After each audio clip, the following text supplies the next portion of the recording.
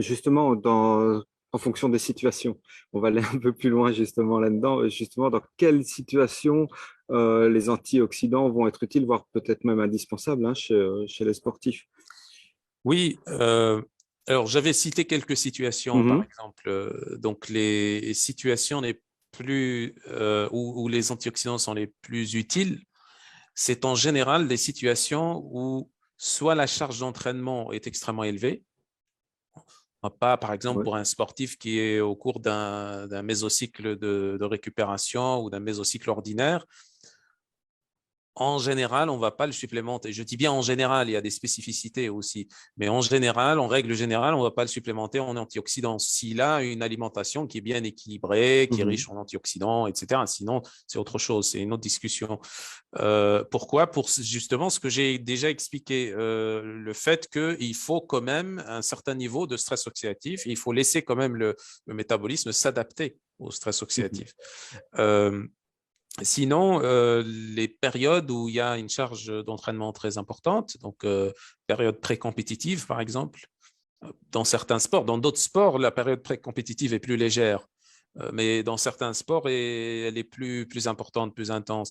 Dans des blocs d'entraînement où on a une charge assez importante, comme je disais, des microcycles ou des mésocycles de choc également, au cours des périodes de compétition, de Mhm. vraies compétitions, pas juste des compétitions de préparation, mais de vraies compétitions où vraiment la charge d'entraînement est très importante.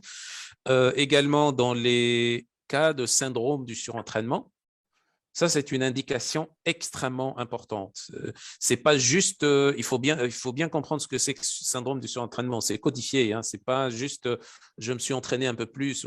C'est Mhm. syndrome du surentraînement, c'est un peu comme l'équivalent au niveau professionnel du burn-out Mhm. à peu près.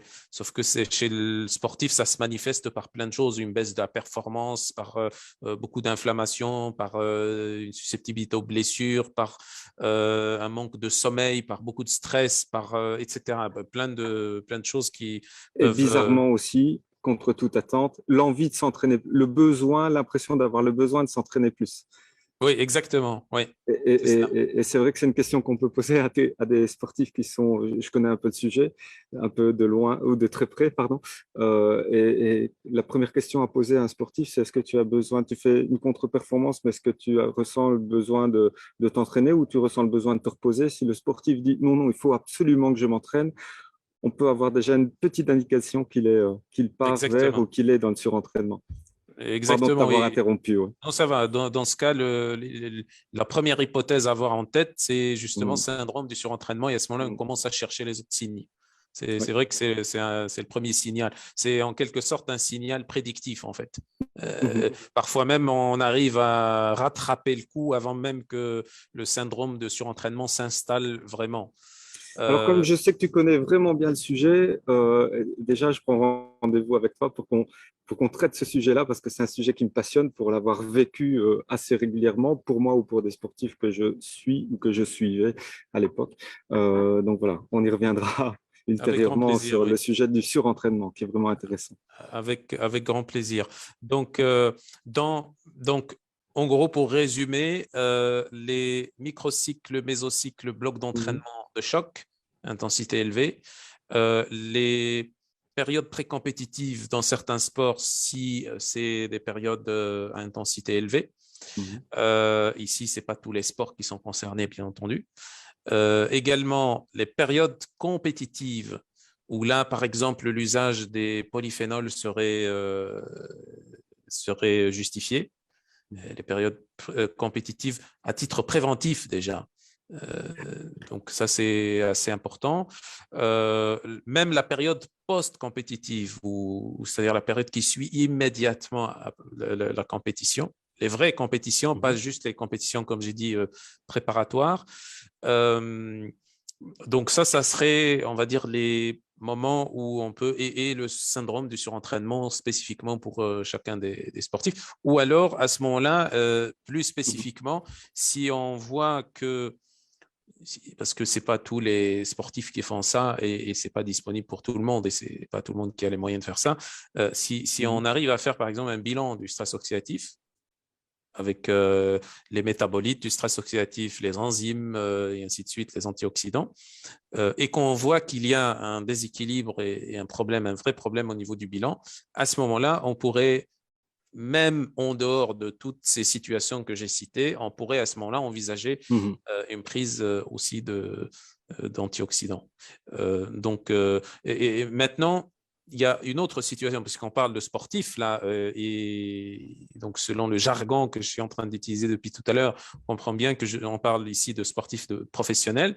Ouais. Maintenant, pour sportifs amateurs ou même personnes juste actives, hein, personne qui fait footing week-end ou 2 fois par semaine ou qui va en salle pour s'entraîner, musculation ou autre, chez ces personnes-là, ils ont aussi un besoin en antioxydants.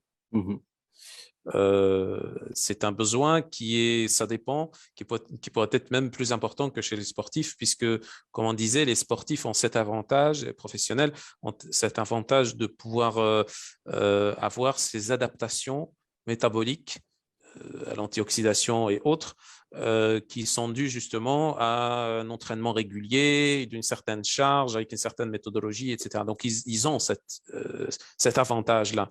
Mais quelqu'un qui s'entraîne juste comme ça, irrégulièrement, ou même régulièrement, mais pas avec une certaine méthodologie, son stress oxydatif sera en général moins toléré. Mhm. Il va tolérer moins ce stress oxydatif. Et donc, c'est utile aussi que donc des personnes qui ne sont pas forcément des sportifs professionnels, mais des non-professionnels ou des amateurs, puissent aussi utiliser des antioxydants, mais pas tout le temps.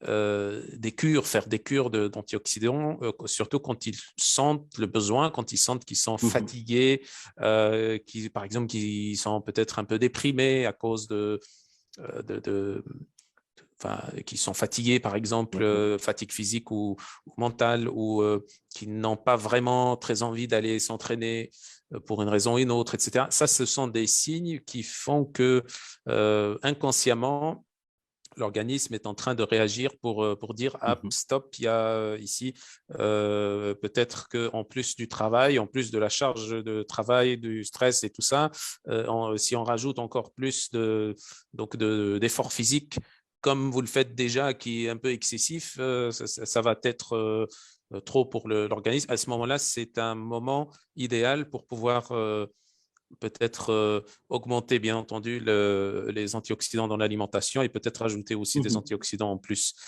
Donc, il n'y a pas que les sportifs professionnels où le besoin en antioxydants est important.